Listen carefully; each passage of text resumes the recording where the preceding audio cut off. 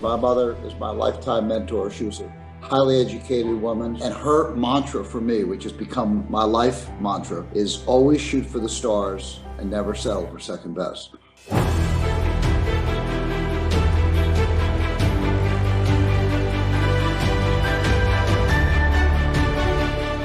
When you think about next level, if you're writing down any notes, you've got to put in the header. You must write this down.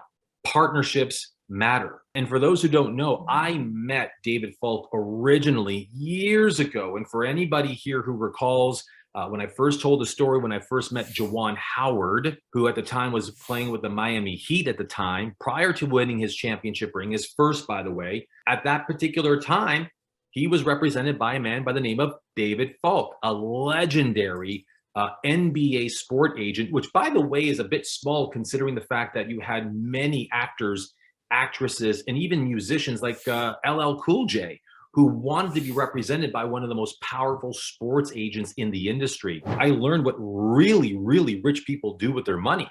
And they don't just collect Air Jordans because he does, and by default, but he invests in real estate. So as I got to lean in and listen more, I said, David, you're not just investing in any ordinary real estate. Tell me, given the fact that you've done so much for so many incredible, iconic brands, why are you investing in real estate the way you've chosen? So without giving you the answer or telling you what I learned, I'm so delighted to call this man my friend, probably more just moved to call him my mentor, but delighted to call him a partner, Mr. David Falk. Good evening, sir. How are you? Nice to be with you. I got to start off and say I love your suggestion to the group about success is our duty. And I think really successful people in any walk of life, financial, athletic, Hollywood, real estate, are successful because they're driven to be successful. They're almost compulsive to be successful, not to see where they could be on the Forbes 100 list or so they're, could buy fancy cars. They do it to satisfy their own internal yearning to achieve. So I love success is our duty. Real estate fascinated me most recently. I got involved in senior living, not simply in commercial real estate or residential or multifamily, but I think that as you follow trends, I was trained in education as a lawyer. I'm a lawyer by training, and lawyers are taught to look at the past as a guideline for the future, sort of the famous expression, the past is prologue to the future. As my career developed in my 20s, I sort of morphed into becoming an entrepreneur. And entrepreneurs have the exact opposite skill set. They want to throw away the past. They don't care what was hot in the 80s, what kind of music was in, or, people didn't have the internet in the 80s. They didn't do gaming online. They didn't have mobile phones. And they're taught to look into the future and try to determine where will the world be 5 to 10 years from now, and what kinds of goods and services are they going to require? And really great entrepreneurs invent stuff that you always want to say, gosh, that's so obvious. Like, why didn't I think of that? Uber's like a $70 billion company. You say, God, that's not rocket science, having a car instead of a taxi. Like, why didn't I think of that?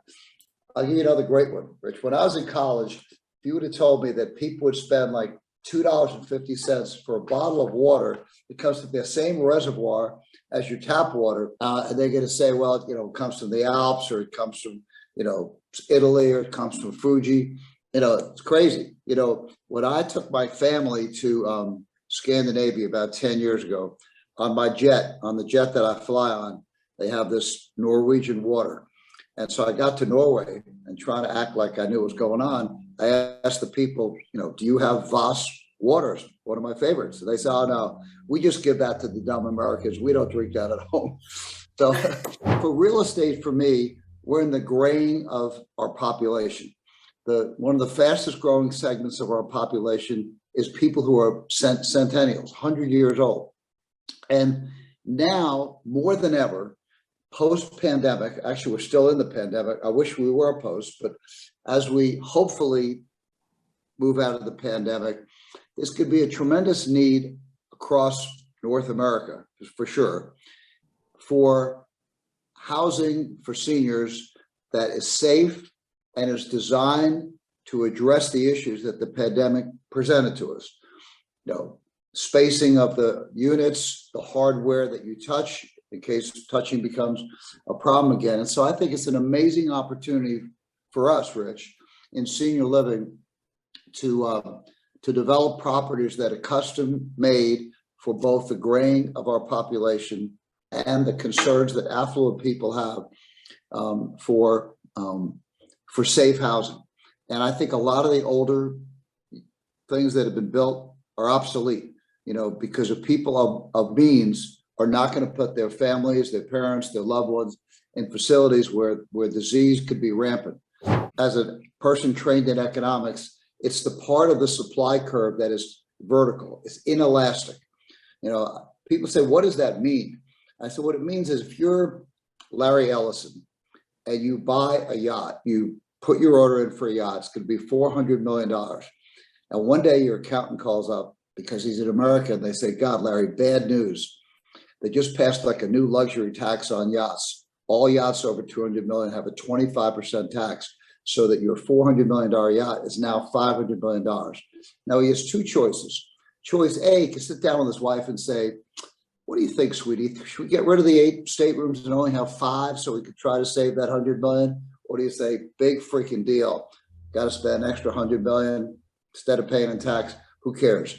And so I think that people of means, knowing the challenges of both the aging of the population and the challenges of staying healthy in a very, very complicated world, are going to look for nice, well-positioned housing that's safe and addresses the needs. So my mother is my lifetime mentor. She was a highly educated woman. She spoke 8 languages. She graduated college at 19 when women didn't go to college. And her mantra for me, which has become my life mantra, is always shoot for the stars and never settle for second best. And so I think in the world of real estate, for sure, in the world of investments, I think savvy investors aren't people that have analytical minds and figure out better PE ratios and better cap rates. They're people who understand where the world is going and how they can supply a product or a service that is for the future. You know, that's what I hope that we do in our company, Rich. And you can be, I love that title Jennifer bestowed upon you. That was great.